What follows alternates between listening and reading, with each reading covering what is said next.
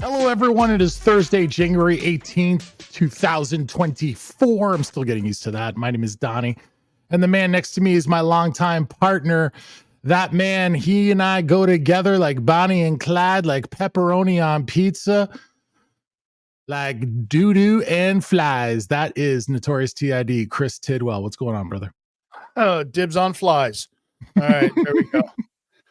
Pepperoni and pizza. You know what? I realized something today. I was watching a program as I was freezing to death.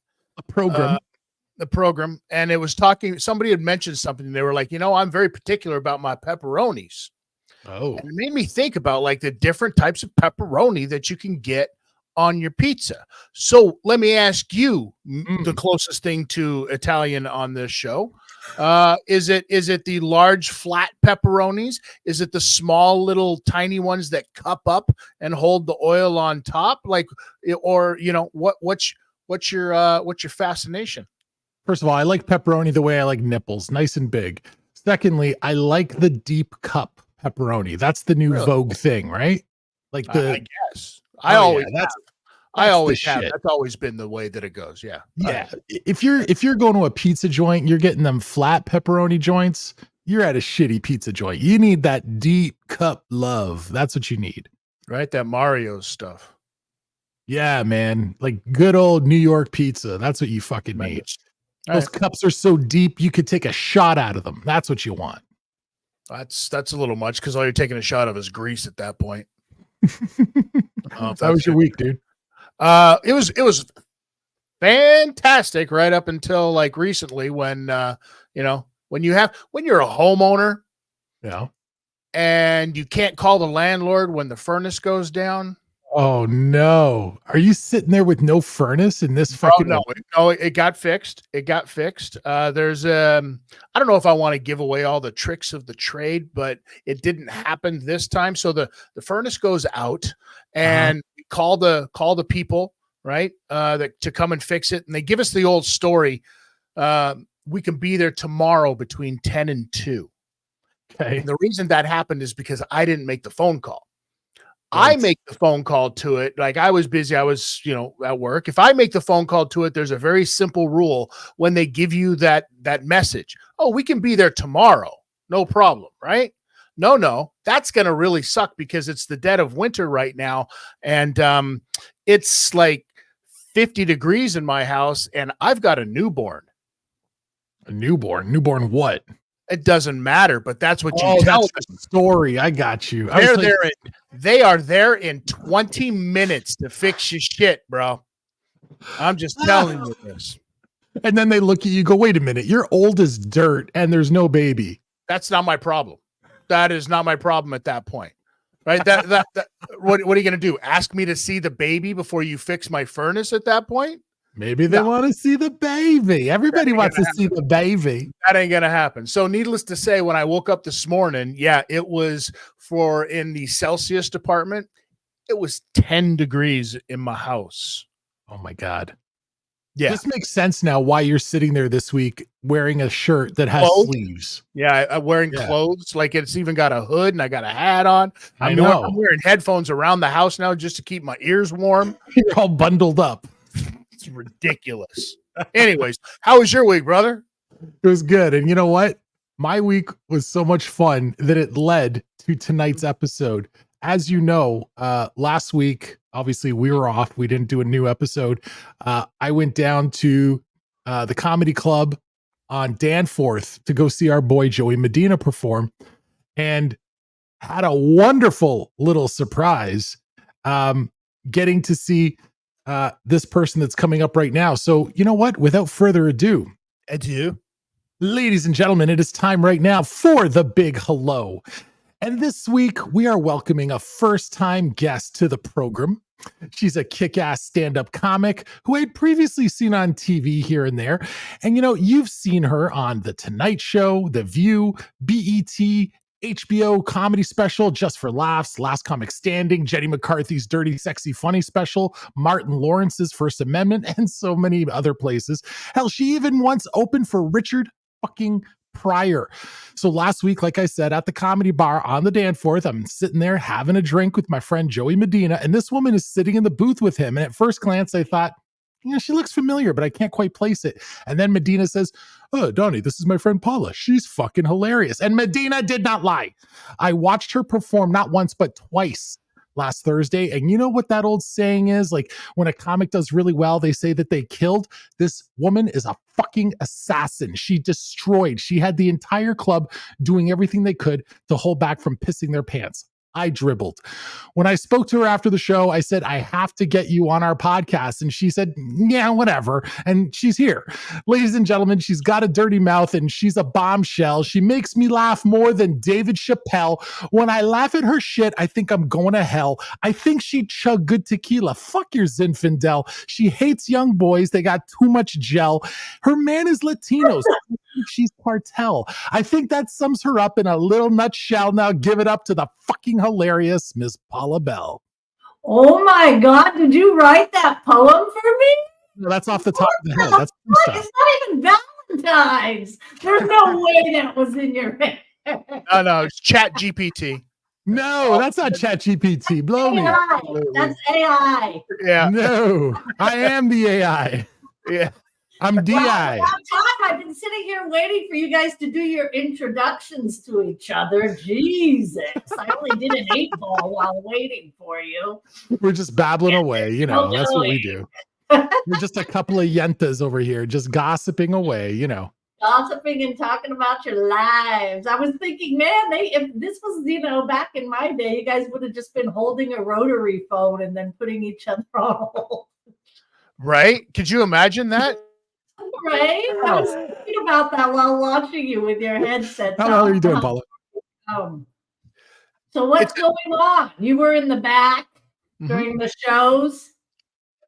Huh? Were you both there or just you? No, I watched both. Oh. No, Kid didn't make it out last week, and he should be sorry he didn't. You liked Granny? You know what? On your show. Man, I skated out of that Toronto right before the big storm. Woo! Yeah, you just missed it. It was cold, but the snow wasn't falling, and you got out of town, and it just dumped. It just fucking dumped on us. I leave in my wake. I swear to God, every time I go somewhere for a gig, like I remember I left New Orleans, and then that big fiasco happened, New York, 9/11. Every time I leave, it's like Satan's wake, So I just was so happy to be on that plane thinking of you guys buried in snow, just laughing my hot ass off. It's not hot, it's just kind of fiery, I'm 57, whatever. That's a different Granny. You're based out of Toronto there? Is that what it is? Yeah, we're up here in Toronto, and you're down in LA, right? Right, and smelly. Right. I was born in downtown LA, actually. I'm one of the right? I'm an original. There's not too many of me. They usually all come from Mexico, but we're here. How did it come together that you ended up on that show at that little club in Toronto last week? Because that's Russell Peters. His brother was there. And so they asked me. I mean, I'm not a road comic per se. I get around, you know what I mean? I get around. But I work corners. But I've done some gigs, and Russell knew of me, and so they asked me. And I said, hell yeah, let's get it going. I realized after I saw your first show on Thursday last week, I was like, oh my God, I've seen this woman before on different places, but I didn't retain your name. When different corners, like any hooker, you just don't remember your name. Just working for a living, just fucking hustling. When Joey said to me, yeah, she's hilarious, I thought, okay, I'm sure she's got some nice jokes. Oh, you were a regular guy and you were like, fuck this. I didn't come here to see chicks. Stop the BS. I do it too when I see female comics. I mean, listen, I don't usually react that way. That's definitely Tid's approach. Tid has no time for female comics. Anytime we book a female comic on this show, I don't hang out with broads either. Who wants it? anytime we book a female comic on this show, Tid's first question is she actually fucking funny? Was that your first question, Tid? Always. Absolutely. And then when you see me, you're like, can she travel again? I mean, we're getting there. Now, because I heard you need a babysitter, you dog. I do need a babysitter half the time. That's absolutely true. You know, they push their babies out in the snow up in Norway, right? To get them used to it. So it's a good thing your heater's broken or whatever the hell you were talking about. Push that baby out in the stroller in the snow. Well, I don't know how to tell you this. I don't have a real baby. Oh! There's no baby. That was the joke. You just I am 54 years old, and I know how to talk to people on the phone when they come to fix the fucking furnace. So you say you have a baby, whatever gets them there fast. You have a real baby. Hell no. There's no baby. Oh God, no. Never. You Ever. want one? No. Why are you selling babies on the side out of I can LA? go to Brooklyn and get you one out of a tunnel.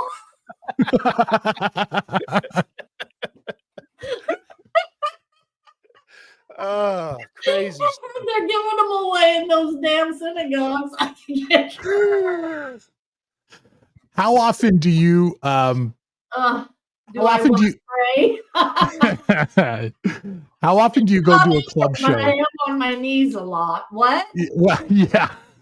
What? How often do you go to a club show and then have that? I work here in the Laugh Factories locally. Right. I tend to show up and scare the young comics. Well, see, this is my question. When you're doing these live shows, how often do you see the reaction of the crowd go from, oh, she should be nice, to what the fuck is happening? Every night, and I make sure of it. If it doesn't happen, I know I didn't do my job. There's no reason to pay good money and sit there and get stupid. Yeah, there's People no want to see real, these are horrible times. That's why people like MMA and wrestling and crazy things, they want to see death. And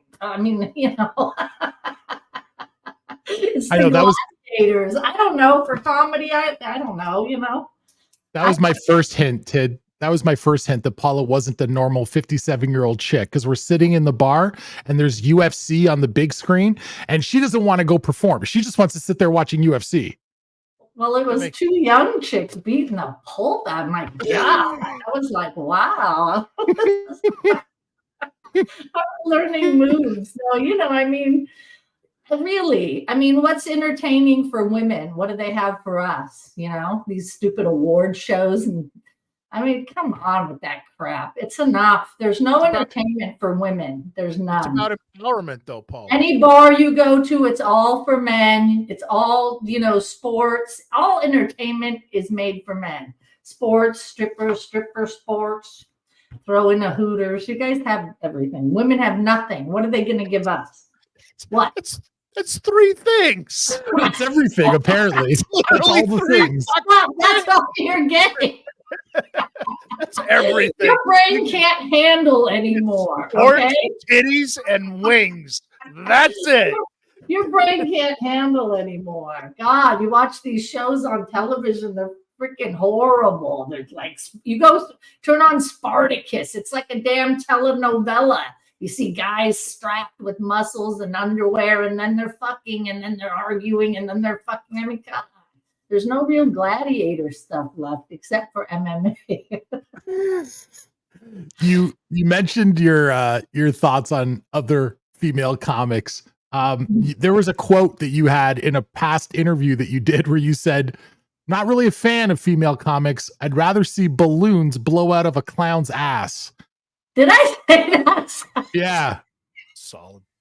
Well, I'm the youngest of 5 sisters. You grow up, with around all women, and right. you know what they're about. And then, I'm not, I'm not really like I don't know what you call it, a chick's chick or whatever. I've never been that. And yeah, it just gets repulsive. After about 5 minutes, my eardrum just bursts and blood squirts out. But so good riddance.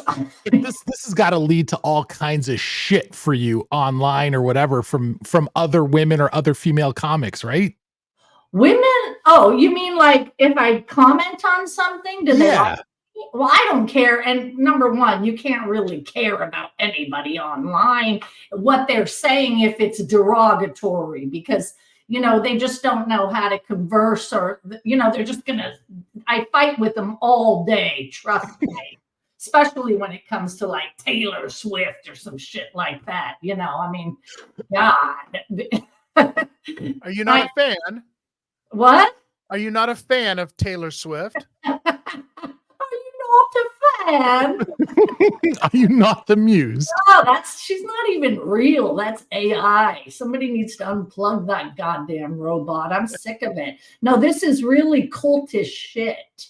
This isn't even about mute. That's the most, I have never heard such soulless songs when I tried to hear them. And then I'm like, oh God, it's just like, come on. I don't know what happened. It's big business took over music, because there's no way there's no soul in that broad. There's no soul. And then I make comments like, she fucked her soul out and shit. And people just, all this. And then I make comments about how she sold her concert, right?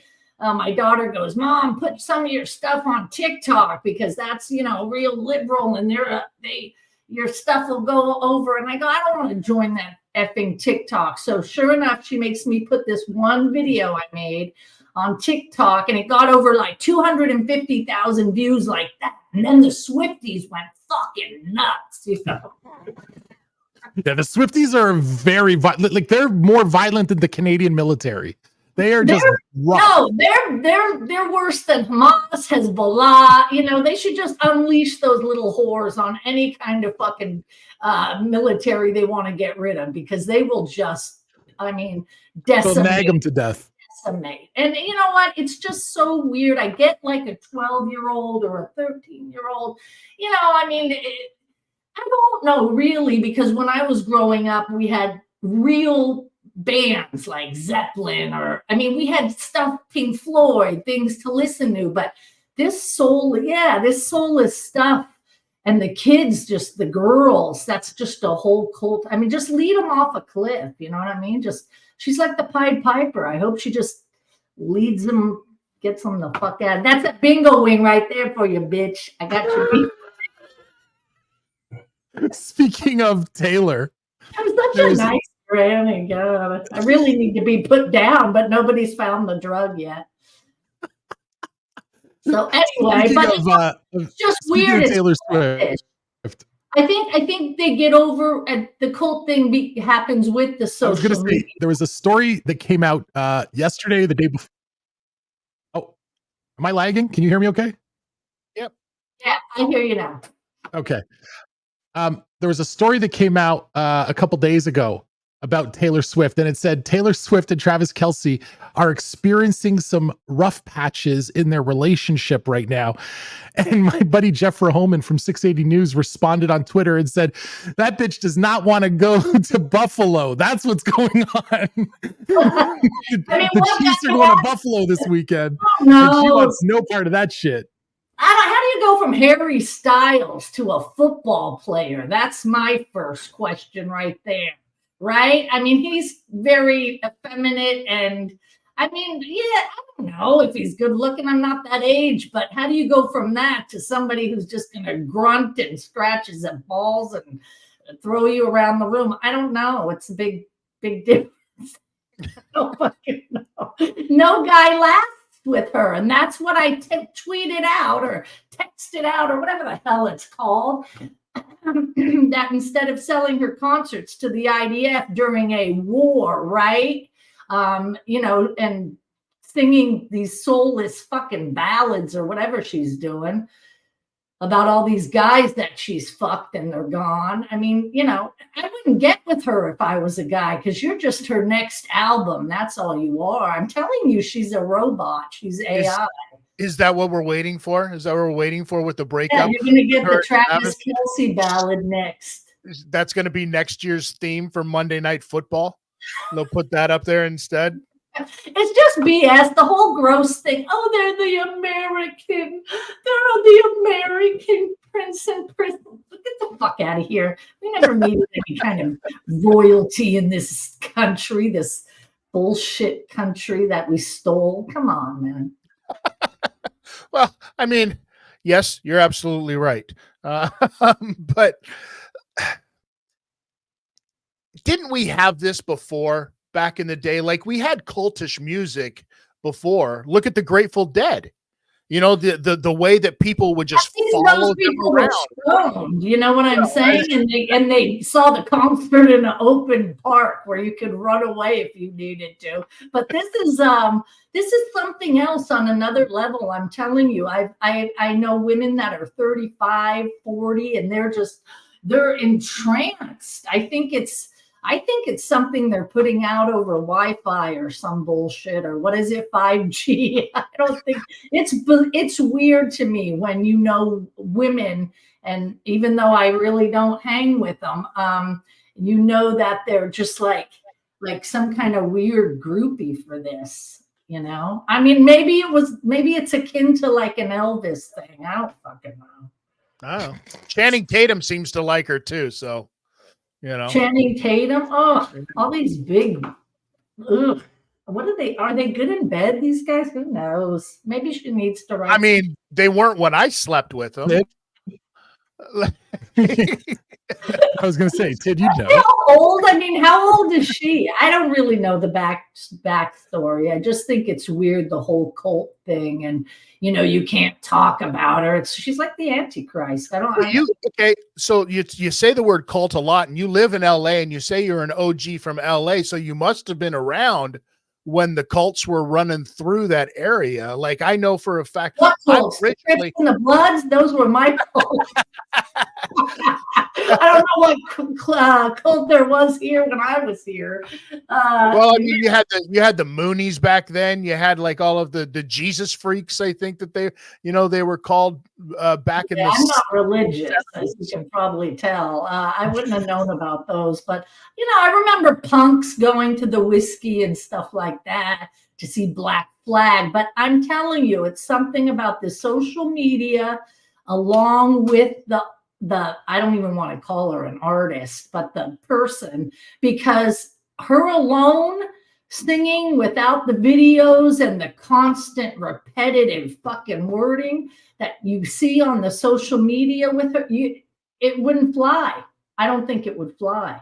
So it's a whole big business that is soulless to me. And that's my opinion. And I'm sticking to it. It's definitely big business. I read an article about a month ago that said Taylor Swift is the first musician in history to actually impact the American economy when she goes to a town. She changes the economic forecast for an entire quarter of that city or state, because business goes through the roof. All the ancillary businesses around her concert, her performances, merchandise sales, restaurants, hotels, everything just goes through the fucking roof, more so than they've ever seen. It's that cult following, and how gross, as if you want to call yourself an artist, to not use that exact same platform and help people in a genocide, but instead sell your damn concert to the IDF while they're killing children. Now that's really, I mean, that's fucking deplorable as any human goes with that kind of platform, whether it be whatever they call themselves. But I'm not calling her an artist because I don't think she is one. Who do you like these days in terms of contemporary? Nobody. Fuck them all. No, who do I like for what? Contemporary music. You know what? I listen to all different types of everything, every genre, reggaeton. I mean, I listen to all of it. I'm not, at my age, I'm 57. I'm not into one, group or anything. I'll give everybody a try, I'll listen to anything. Let me ask you about this story because I think you'll have a funny take on You this. know, Christian albums I find calm me down. Christian music so soothing. I'm not hearing the Lord. I'm just bullshitting. Those ones. Wow. Just lay in bed, hugging your pillow, listening to Christian music and say, lie to me, baby. No, I'm under the bed shaking in fear that the Lord and the wrath is coming, the rapture, whatever the hell. Did you see, you're on social media all the time. Did you see that story about a month or so ago? It went viral everywhere. Snoop Dogg talking about how he'd quit smoke. No, I didn't actually see that. Okay, but so why would he say that? So he posted on social media about 4, 5, 6 weeks ago. I don't know what it was. And he said, hey, y'all, I've decided to quit smoke. Please respect my privacy during this time. And everybody online went fucking bananas. Like, what is going on? Right. And people were making response videos and memes, and all the pothead community was coming out like, Snoop, don't leave us. And it was about a week later that he posted a video on his Instagram and said, hey, y'all, I know I told you I couldn't smoke because now I'm using these smokeless outdoor stoves. And it was like a marketing campaign. It was an ad campaign for smokeless outdoor stoves. So here's the kicker. The kicker is, hey, y'all. Did he really say, hey, y'all? I think maybe. Paraphrasing. I was going, no. The CEO of that smokeless stove company got fired this week because they spent millions and millions and millions to get Snoop to be their spokesperson, and they didn't sell any fucking smokeless stoves. They did. Here's the kicker of all of this, though. These stoves, it's this stove company, these outdoor smokeless stoves or whatever, same thing, right? Right. You can make these fucking stoves out of inside of a washing machine.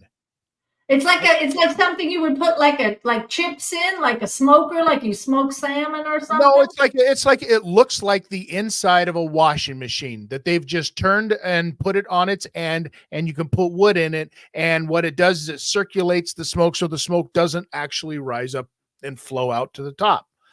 It's a gimmick. These gimmick stoves are not cheap. One of these stoves will run you $1,000. $1,000 for a fire pit outside is absolutely asinine.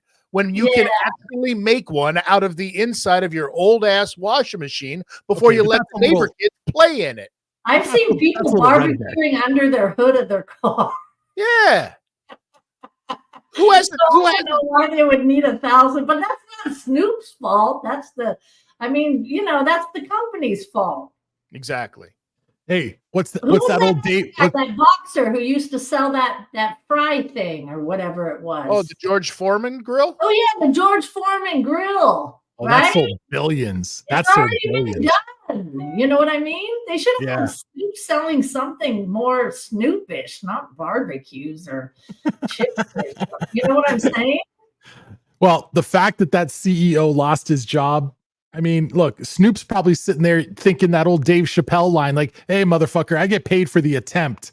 Yeah, exactly. He's not worried about, he got his check. What does he care if those barbecue, whatever the hell? I don't know. They need somebody better to sell some barbecues. I don't know. I gotta think about that one. Who would be able to sell some damn barbecues? Not a Snoop. You don't think of Snoop Dogg and think, oh, I want to go grill. You know what I'm saying? Right? I would agree. I would concur. Let me ask you about this. Another story that came out this week that I thought was kind of funny. Funny. I mean, maybe I'm just insensitive. I don't know. There was a story that came out this week that said in South Korea, a new law has just passed that by 2027, dog meat will be officially illegal in South Korea. The farming 2027. Yes, there's a grace period. 4 years of litters, and that's disgusting, man. They're saying that right now, today, there's about So hurry up. 3,000 Stock up on your frozen pup Dog. meat or whatever. Oh God. They're saying right now there's about 3,000 dog meat farms in South Korea, which is down from about 15,000 a couple of years ago. They're saying 8% of the population in South Korea still consumes dog meat, although a lot of those people are senior citizens. It sounds fucked to us, right? On the Western side of the world, it just sounds fucked. But this is a cultural reality for people over there. And it goes back hundreds and hundreds of years to when they just didn't have any other protein running around in their part of the world. And now they're sitting here going, there was always other types of protein. I think they just didn't want to buy all those pet leashes and maybe chihuahuas are easier to catch. I don't know. Do you know how fast chickens multiply? Right? You know what I'm saying? Two. Do you know how many chicken places there are in the world?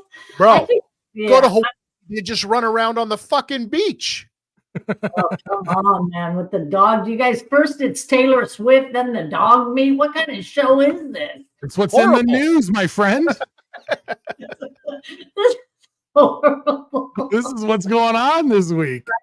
Oh God, no, forget it. I don't know what. Oh. Have you ever had dog meat, Paula? Huh? Have you ever had dog meat? Well, I've had a lot of different meat, but yeah, not dog meat. No, I wouldn't. Come on, there's some, you got to draw a line. I mean, we're all energy, right?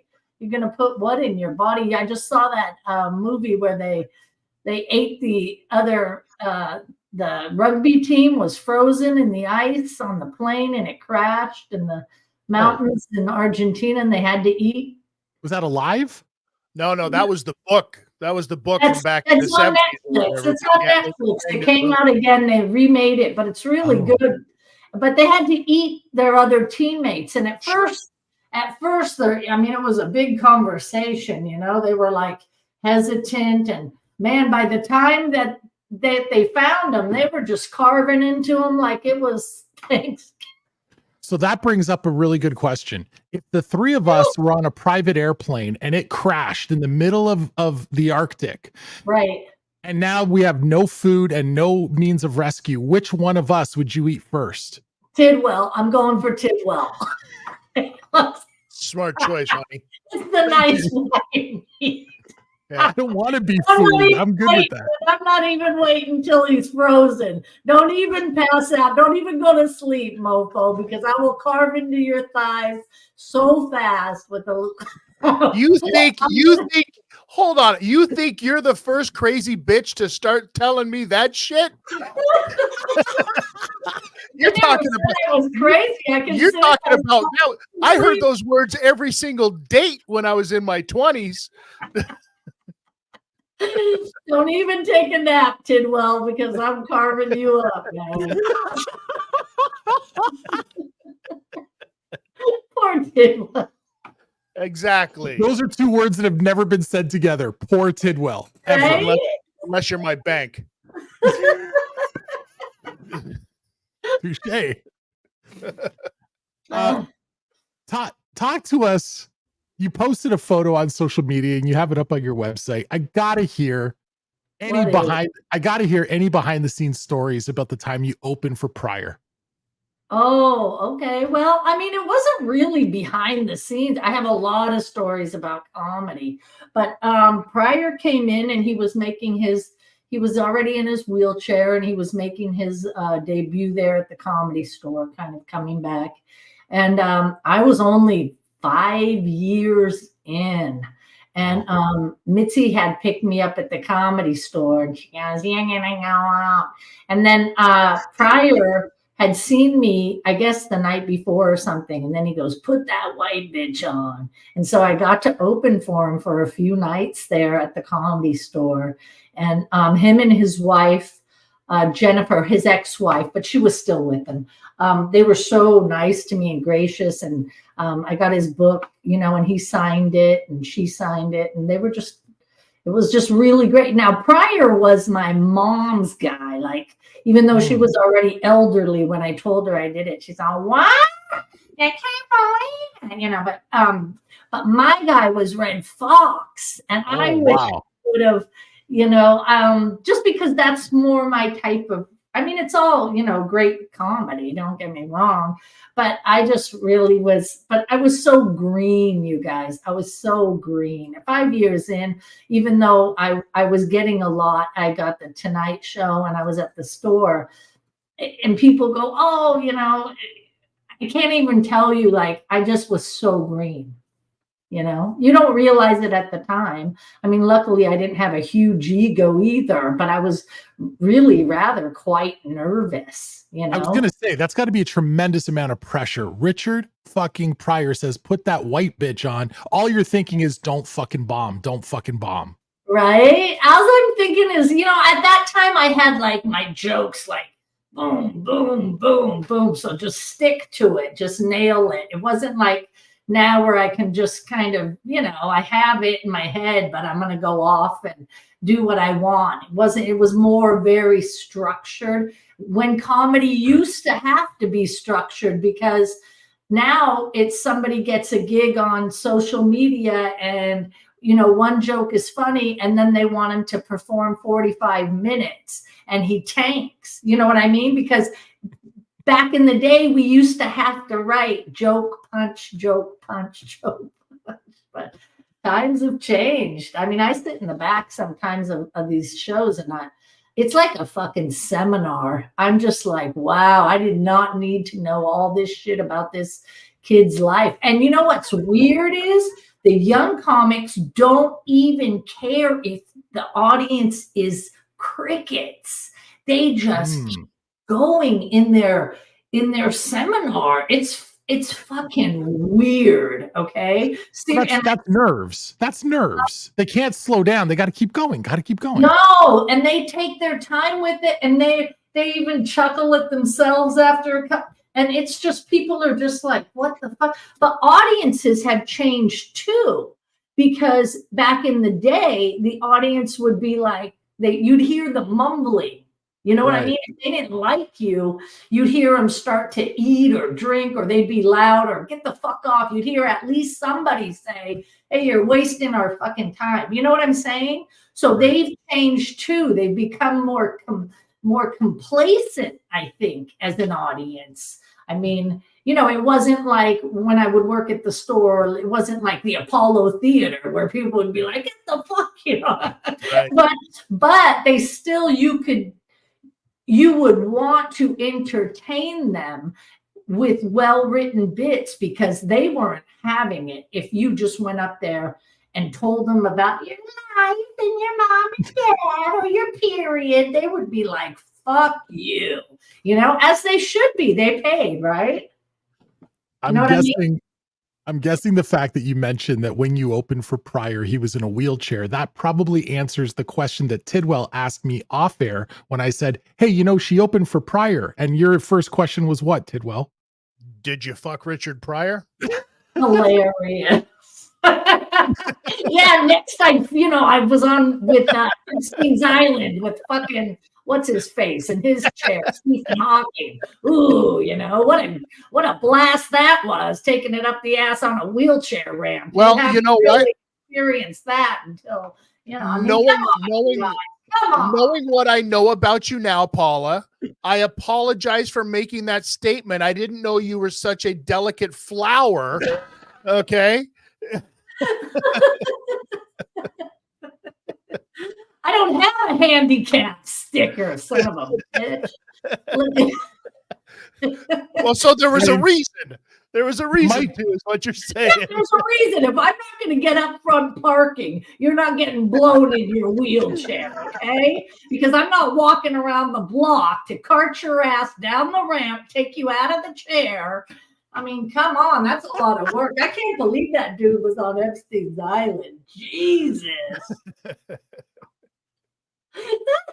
People just, that's Oh my God, I'm dying. That's why I've always said, don't fuck with the handicap. People think it's funny to make fun of them, and don't. These are regular people just like us. They'll get out of that wheelchair and join an orgy, or look at that Oscar Pistorius. He just got out. Remember him for killing his girlfriend?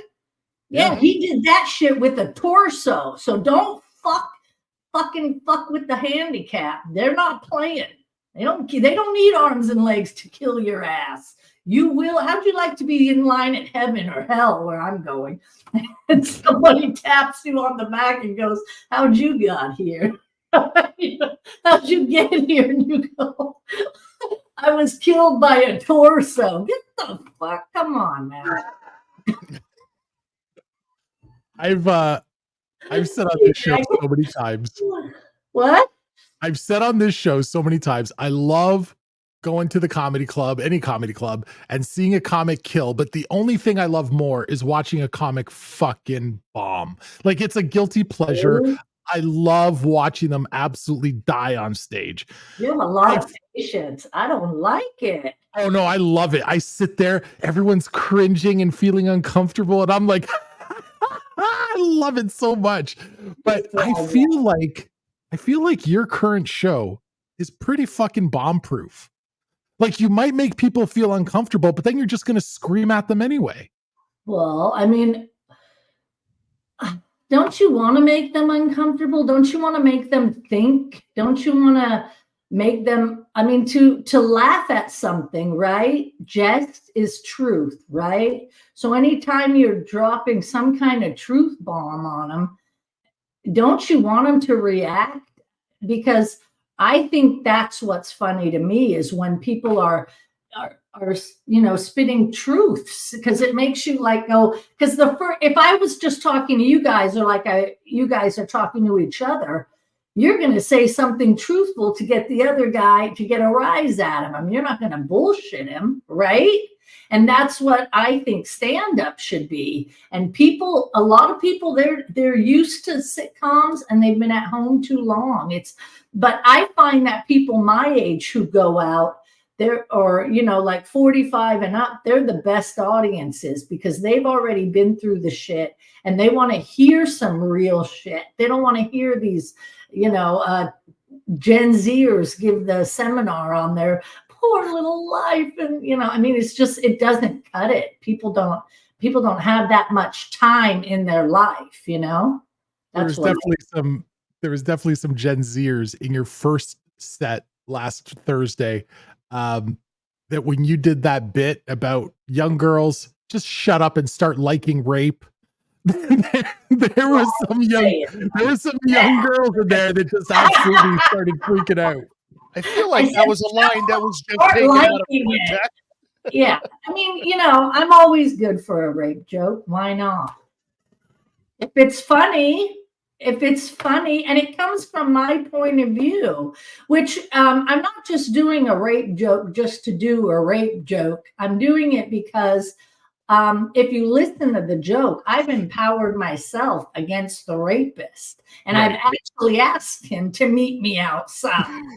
So, and that's what's funny if you're an adult and you get humor.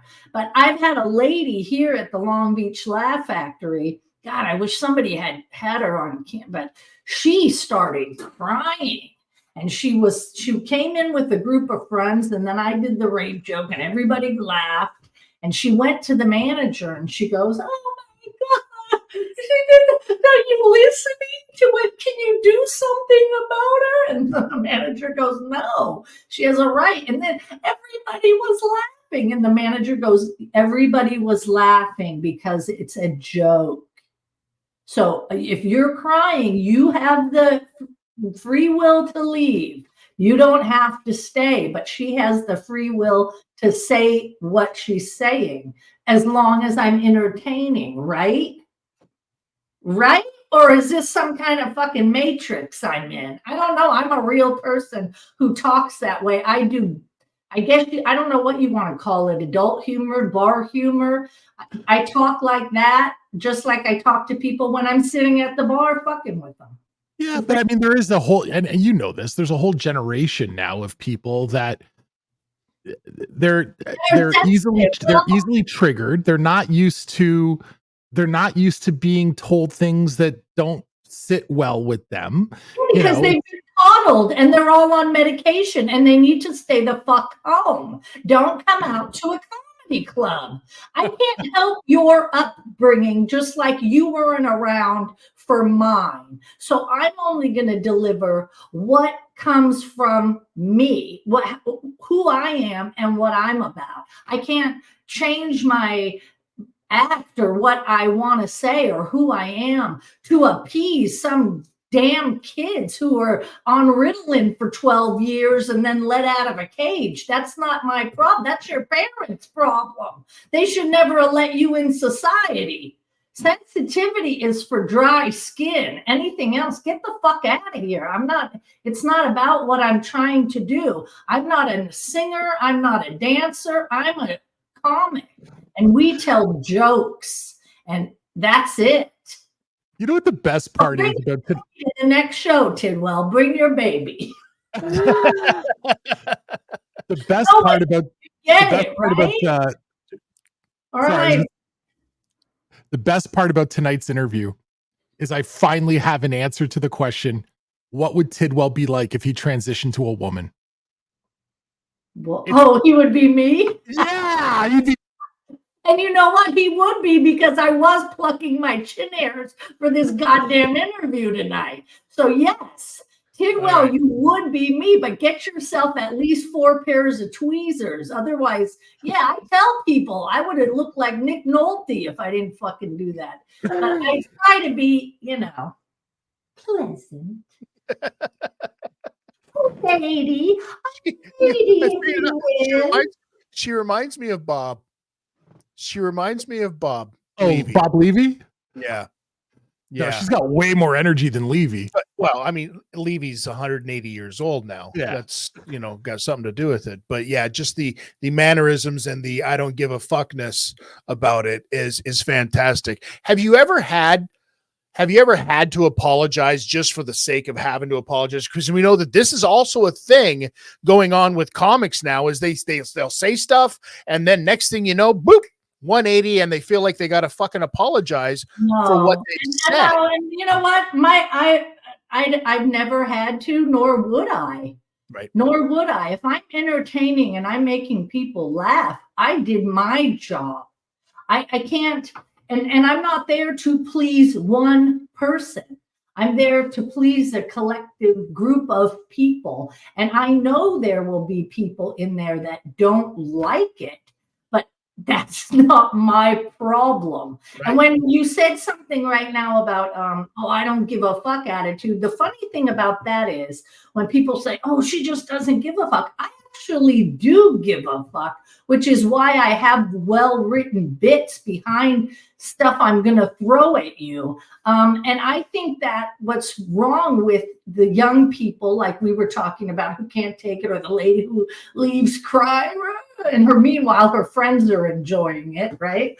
I think that when people say, she doesn't give a fuck, it's actually wrong. It's actually the other way around. I really do, which is why I chose to write a joke about something and deliver it from me, my person. I'm not just spewing shit out there. I know it sounds like it because I'm a professional and I make it sound like it's just off the cuff. But these are all, bits, and they, I try to make them, according to who I am, which nobody really fucking. And then I just light up like Satan. But I'm terrorizing people. I get it. But at my age also, what family do you know that doesn't have that aunt or uncle who comes in and just fucking terrorizes? Everybody's afraid to invite them over for the holiday or Christmas. We all have that person in our family. You know what I mean? Oh God, don't let them out of the garage. Keep them in there drinking or whatever, Hi, that's me. Yeah. And that's me. And that's why people dig it. And actually, the people who really like my act are real old motherfuckers because they get it. Well, it's a generational thing too, right? Like you're speaking about your experience, and you can only speak about your experience, and your experience is the experience of a person who's lived this many years. So along with those other people that have lived that many years, they're like, I get it because I lived through that same shit that she's talking about right now. Right. You know or what I they mean? always say that women, this is what women say to me after, oh my God, you say everything I think. Right. Because women normally are, we have to keep it on the down low for you guys to like us and fuck us, right? You can't come out, out of the gate like me and then expect a nice home life. I'd still do it.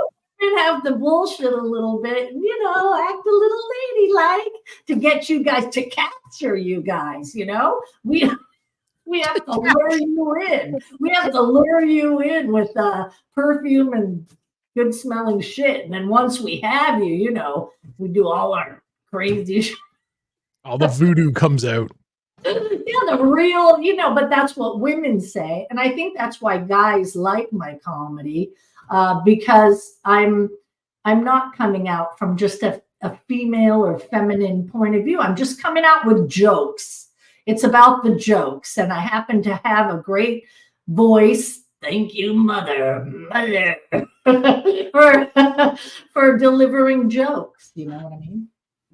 I know that the show you did last week was part of a comedy taping for the new LMFAO network. Do you have any information on when that's coming out or how people can see it? I don't. Okay. But as soon as I get my check, I will let you. Let's make sure it clears. Oh no. Did you take a check? I take checks. Oh shit. Money orders, food stamps, CBT. I take it all, brother. So you would have been the worst hooker. I was the best hooker. I took change. I had one of those little things. No, I don't actually. That's funny. I show up, I do the shows. I'm going to bring it and I go home. It's just, I'm anxious to find out. I'm going to reach out to the, you find out and let me know. Yeah. I'm going to reach out to the people that ran that event and find out where that's going to be posted, when it's going to be posted. I want Tid to check out your entire special. I saw it twice and I want to see it more. That's how much I enjoyed the show. And you're dreaming of me later. I'm just happy you're not choosing to eat me first. That's all. I want to live. Tidwell's going to be a tasty tidbit. You got that right. Mm-hmm. And look, he's fine with it. He's going to go. Yeah, he doesn't care. Yeah. I'm going to start with suggestions of where you can start. Now, mind you, I'll have a fork and a knife. Look at Tidwell. Whatever your kink. Oh my God, that's hilarious. How long is this show? We're done. Paula, tell everybody where they can reach you if they want to find you on socials. I don't want them to reach me, find me, fucking I don't want them to message me. I don't want them to fight with me anymore on Instagram or TikTok, whatever the fuck it is. Oh God, all I'm doing all day is just fighting on those damn platforms, I swear. Well, it's Paula Bell, BEL, 1L. I couldn't afford two. You can look me up at paulabellcomic.com or Instagram at Paula Kills It. Paula Kills It. Paula does kill it. And check her out on her Instagram. She's active on there all the time. Go fight with her, whatever. Join in. Please come fight with me. Yeah. It'll be in your comments section fighting with you tomorrow. They will once they see that show. They will. Paula, thanks for hanging out with us tonight. Really appreciate your time. Yeah, next time get, in a real space with some real drinks, maybe a beer, you know what I'm saying? All right. We'll do an in-person interview. Nice. Bye, Tidwell. Peace, you guys. There she goes. Paula Bell, everybody. Tremendous. How do you feel about female comics, Tid? What a ball of fire. I still feel the same way about female comics. Yeah. But I also feel that she's funny. She made the funny. corners of my mouth go up, you know? So that's really what it boils down to, isn't it? I don't have the same feeling holistically about female comics that you and Paula do, but she is fucking funny, man. Yeah. I mean, she's smart enough to know that, majority, listen, and it's not just female comics, male comics too. Majority of them out there aren't funny to me. Yeah, no, they're not funny. And the nice thing is that it's an art. So everything is subjective. There's a lot of paintings that I think are absolute shite as well. I've seen a lot of bad comedy lately. Like a lot. Yeah. And it does my heart so good because I love to see them fucking suffer up there. I'm such a fucking sadist. Like I enjoy the suffering, guys up on stage.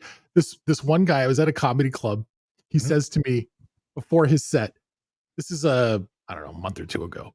He says, "Hey man, I've only been on stage a few times and I'm really glad you came." I'm like, no problem. I haven't got another friend on the show. I'm happy to check you out. And he's like, "Okay, well, give me some honest feedback because that's how I'm going to improve. I got some new bits I'm trying out for the first time tonight." I'm like, "Oh, first time. Did you run them by anyone?" No. This is the first time I'm going to say them out loud. Oh, he should not have said them out loud. Were you there with your Daily Bugle press hat with the little thing in the front that said press? Or you were just the tallest guy in the room and he felt it necessary to fucking ask you? No, I know the guy. I know the cat.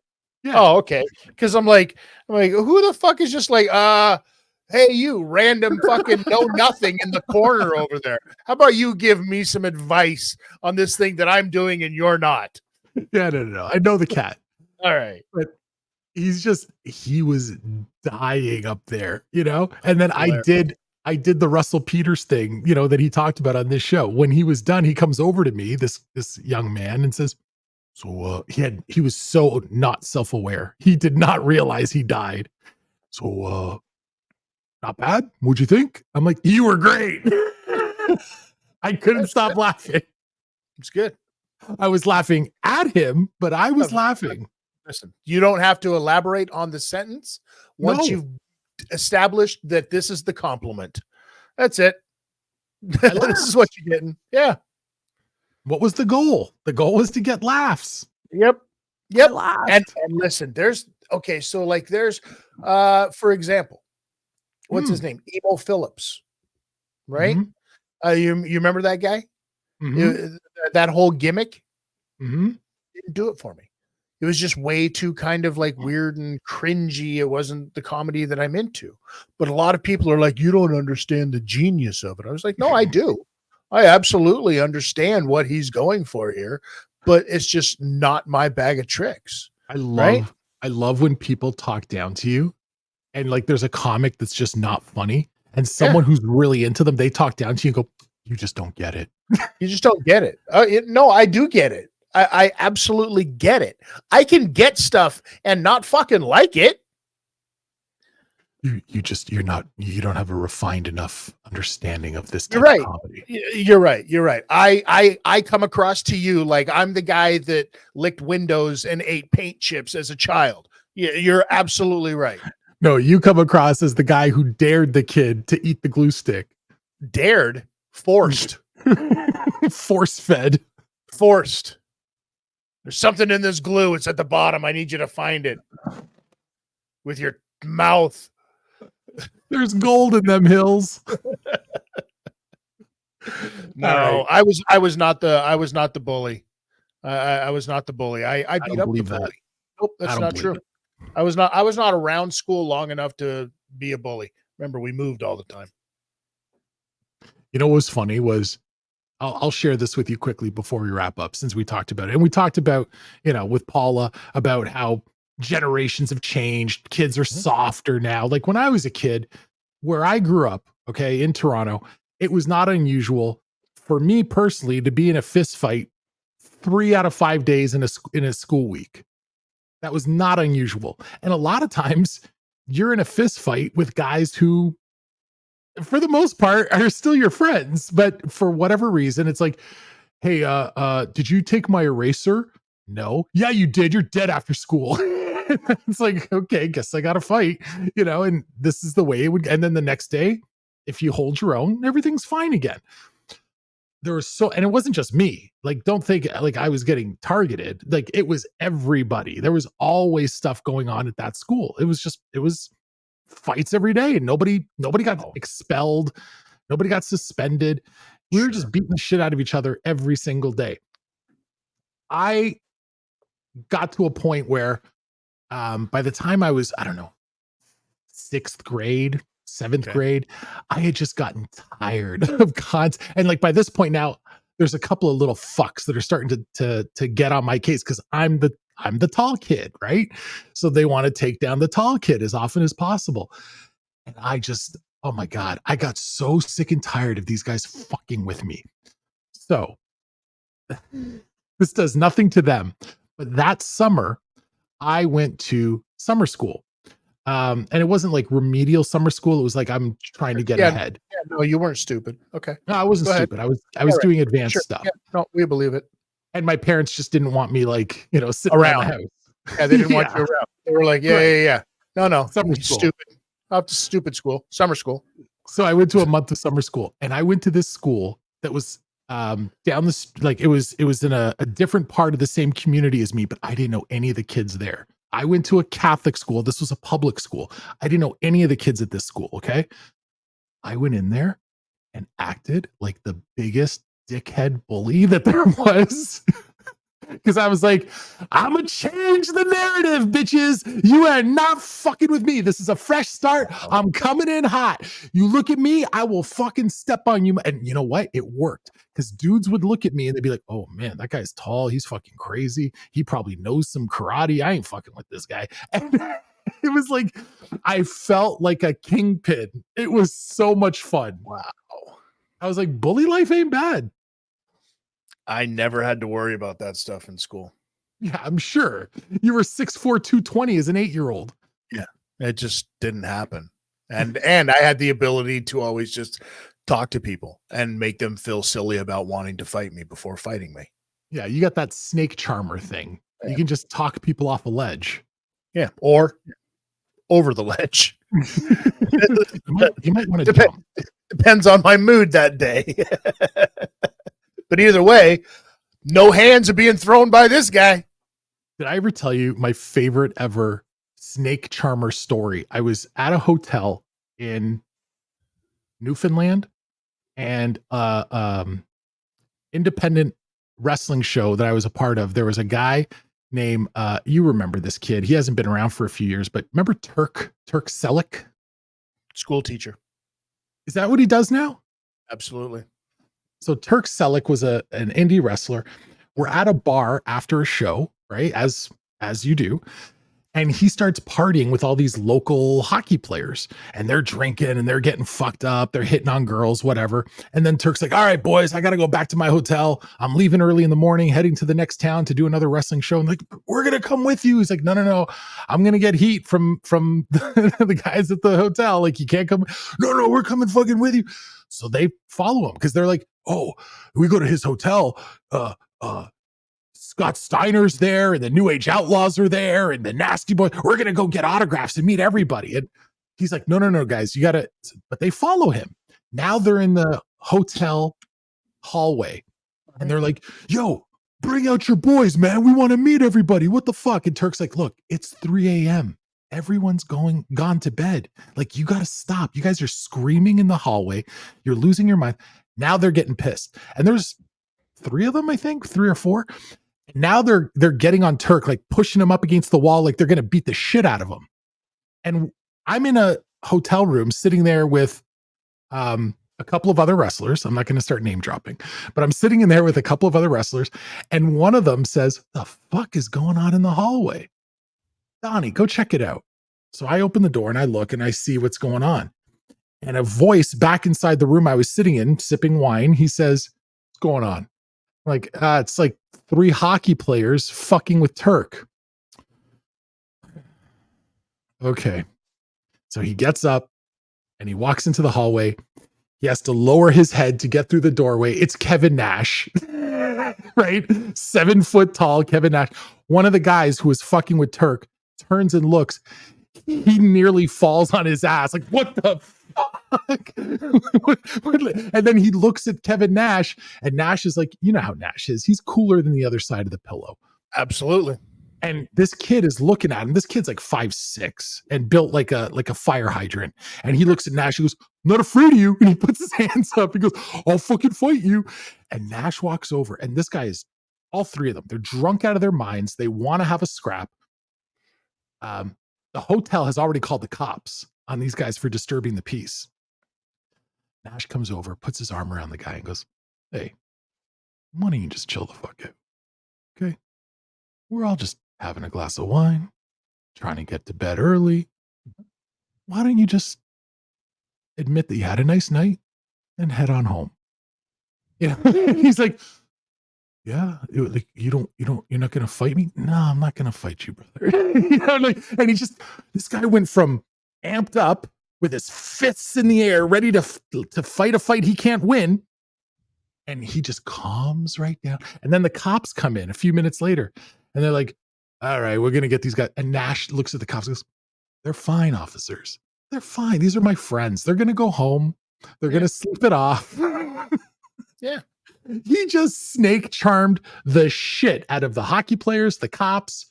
Like, I wanted to sleep with him after that. I was like, this is a charming motherfucker. And you did. All right. Anyways. Yeah, it happens. I think we're all done.